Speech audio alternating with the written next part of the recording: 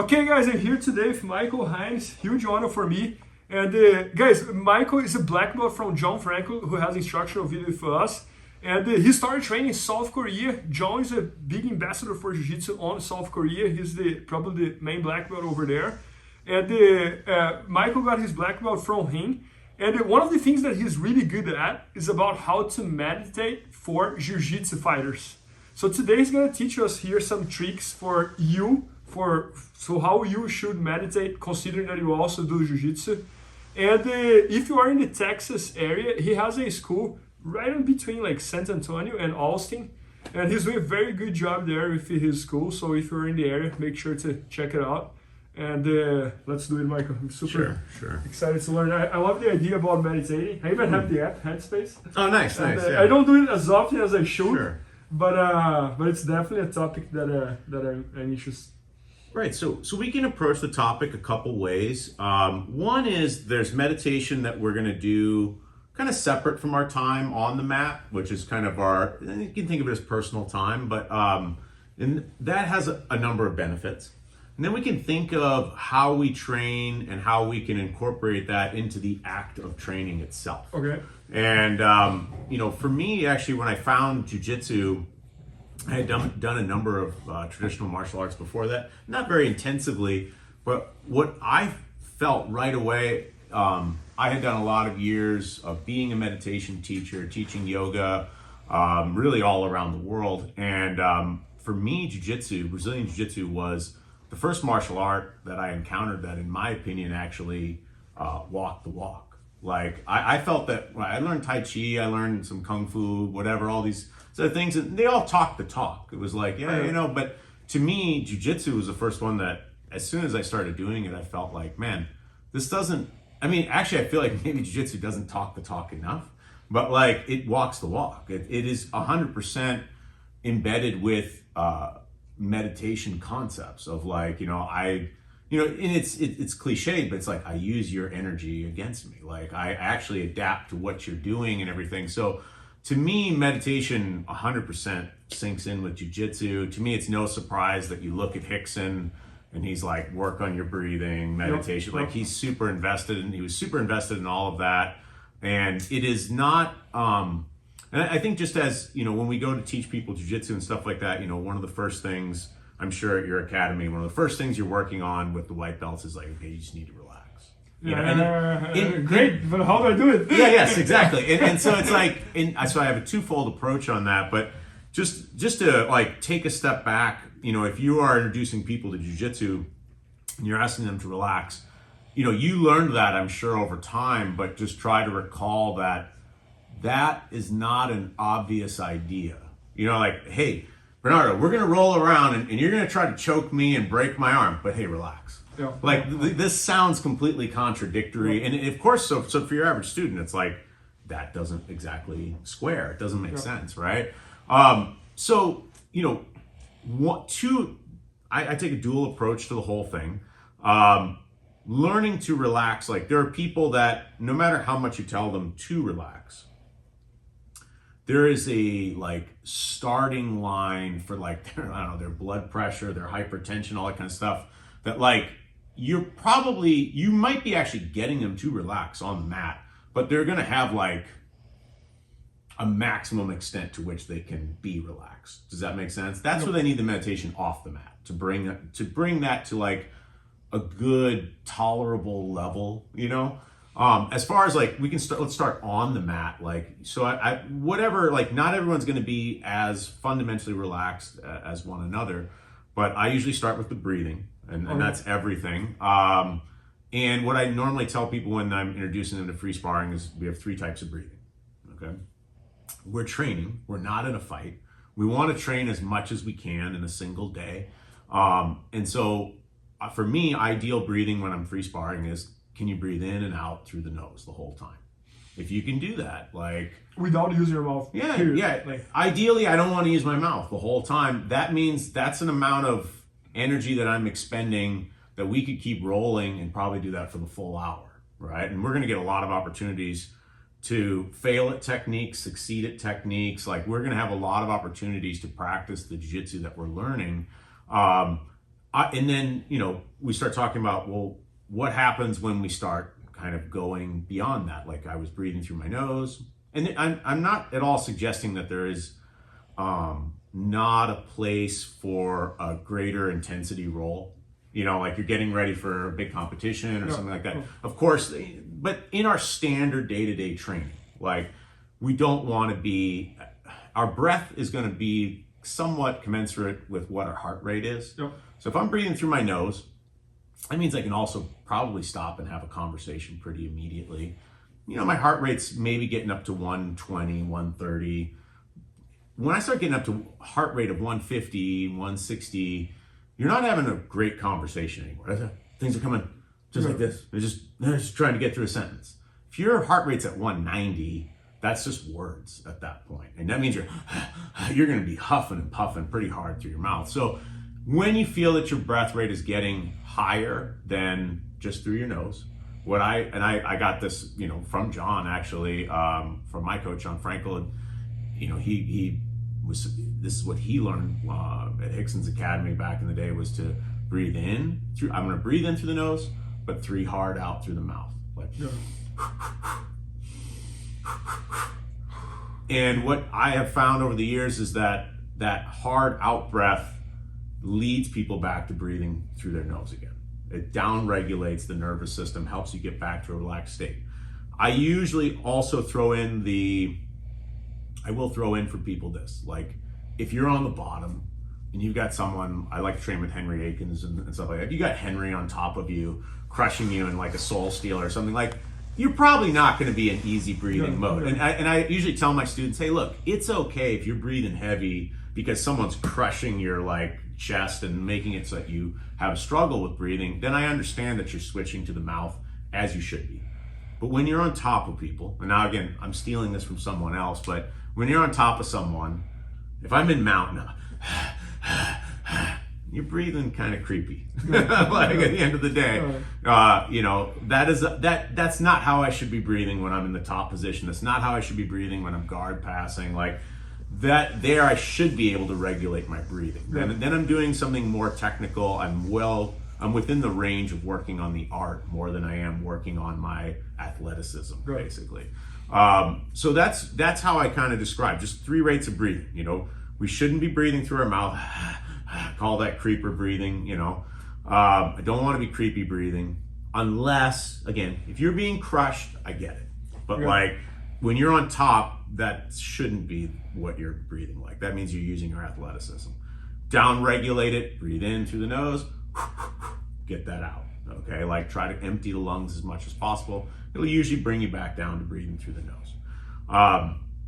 Now, when you're off the mat, like that will bring people down to tolerances that are usually pretty acceptable for safe training. Safe training means I don't get hurt. I train more. And that's always my ideal. I want to do this till I'm 70 or 80 years old. Like I don't want to do this just till I'm 50 or something like that. Now, off the mat, what are some easy meditative techniques that people can get into? And Headspace is a great one. And there's a lot of apps that you can go to. There's a lot of guided meditations you can find on YouTube. All those things are great. Don't have any issue with any of those. But simply put, we can stay focused on our breathing in that same way. Yeah, when I was using the app, one thing I noticed is that the app is almost like an education path for you, because at some point you don't need the app anymore. Like Sure. And when I was doing like 5 minutes per day, and then at some point I could just like close my eyes anywhere and 5 minutes breathe. And I would say the principles of meditation are identical to Jiu-Jitsu. Okay, so a simple technique, and I'll keep it just super duper simple, would be to close your eyes and just focus on your breathing and just feel it coming in and out. That same principle of breathing like in sparring, like I'm just gonna stay through my nose. And it could really be the observation of anything in the present, okay? Because meditation is fundamentally bringing your mind to the present moment. So I bring my mind to the present moment by watching my breath rise and fall, okay? Good. Now, inevitably, just inevitably, no matter who you are, some thoughts are going to railroad I was about to ask that. So how do you deal with the thoughts? Right. Sometimes you can get stuck in the thoughts, right? Which is not the goal. Sure. The thoughts are going to come. It's just like jiu-jitsu though. Like if you come hard driving at me with like a pushing type of energy, I'm not going to push back on that. So I have all these thoughts coming in. I'm not going to assault those thoughts with some self-judgmental thoughts that are like, you know, Bernardo, you shouldn't be thinking, you know, like, and start coming back on that. That's just like, you know, grappling instead of jiu-jitsu or whatever, you know. It's like, okay, I just tell myself, okay, looks like when I become cognizant of the fact that I am now thinking, I'm getting involved in thoughts rather than relaxing and like getting into a present state of mind. I acknowledge it. I'm like, okay, those thoughts are there. And what I usually tell people to do is, you know, the headspace is an unusual space, okay? What is our mind? Where is our mind? Like, that's an unusual question in and of itself. And this will feel very like hippy-dippy here in a second, but it's like thoughts happen within a space, the space of your mind, okay? There is no thought that will eclipse the total space of your mind. So take your attention away from the thought back to the space of the mind. And focus on the breathing. And then we go back to the breathing. And there are multiple induction methods that you could use. It could be like a sound that you think of. People call that like a mantra-based meditation. It could be a breathing-based meditation. You could just become aware of the sensations in your body because those are present. And you start to go, most ideally, I feel in meditation, from a sensation, from a thing, an object sort of thing, to the space in the rest of our mind. Okay, and the space in life and in the present, yeah. So, Michael, for a person who is watching and does jiu-jitsu as a hobby, has a family, has his job, so adding one more thing every day is not easy. So, how many minutes you would suggest per day, and how often per week? Is an everyday type of thing, every other day, for 5 minutes, for 10 minutes, for 15 minutes? What's the... Sure.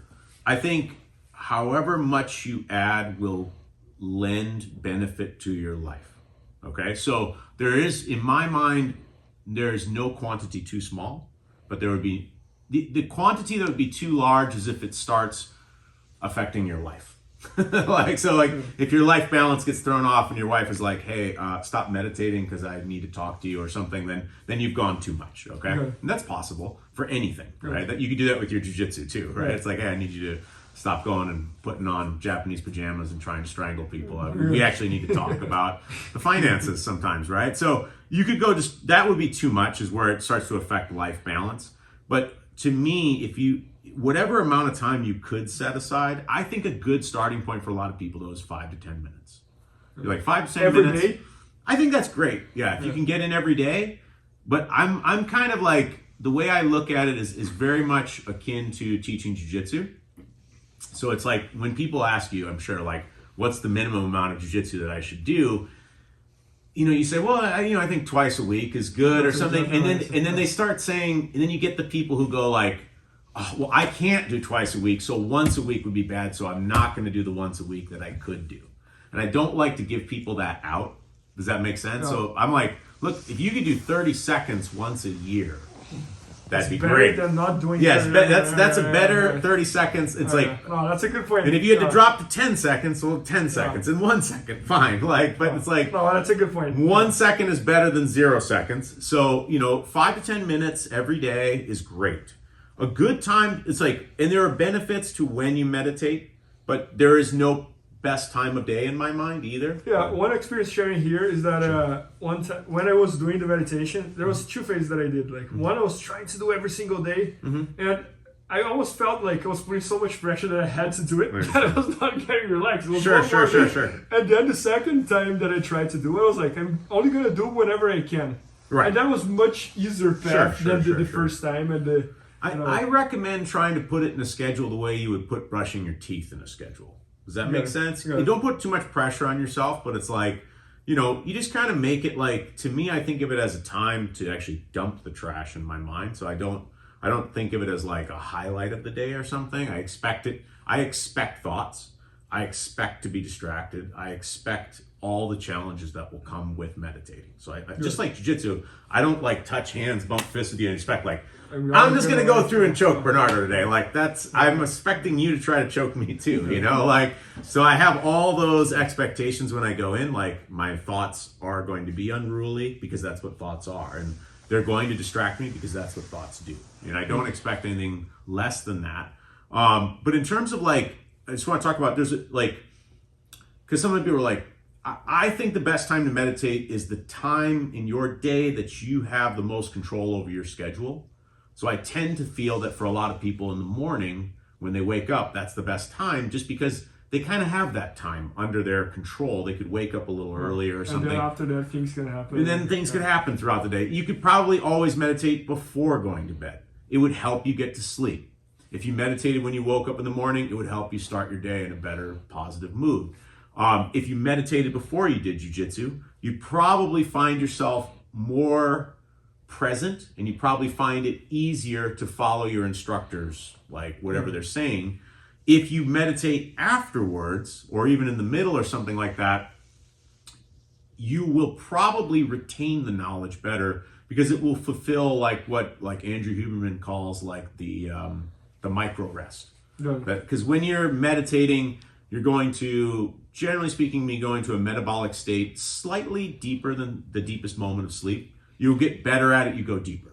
And when your mind goes deep, and you, particularly just when you close your eyes, your brain typically starts firing all the same synapses that were firing when you learned a subject matter. It starts memorizing, it starts building neural pathways and stuff like that. So, meditation at the end of a jiu-jitsu session is great because it will help you like actually retain the data better.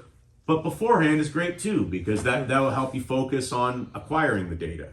My point in saying both is, and a lot of people will try to pin me down and like, so what's the best time? The best time is whenever you do it is the best time, because I don't like it when people go, oh, well, I couldn't do it beforehand and he said that's the best time, so I'm not going to do it at all. I don't like how people talk themselves out of activities. It's like, jiu-jitsu is best at the end of the day. Jiu-jitsu is best at the beginning of the day. It's like best when you do it. Like that's maybe not in the middle of the night when you're sleeping or something. Oh, that's interesting. Yeah. So anyway, so just to summarize here, so the three things that the jiu-jitsu practitioners should know about meditation. One, don't breathe through the mouth when you're rolling. Yeah. 2, breathe through the nose and let it go through the mouth. And then the number 3, try to implement that on your daily routine. Right. As much as you can. Yeah, I think that's a great summary. Yeah. Oh, that was great. So guys, it was great to have Michael here today sharing this with you. And I think meditation can help your jiu-jitsu a lot and your life a lot as well. So hope you guys enjoyed, and thanks so much, Michael. Thank you, Bernardo. Please help me out to grow my YouTube channel. Just click subscribe. And to watch more videos, just click under see more videos. I hope you enjoyed. BJJFanatics.com. Use the promo code YouTubeFaria to get 10% off any instructional video. Improve your jiu-jitsu faster.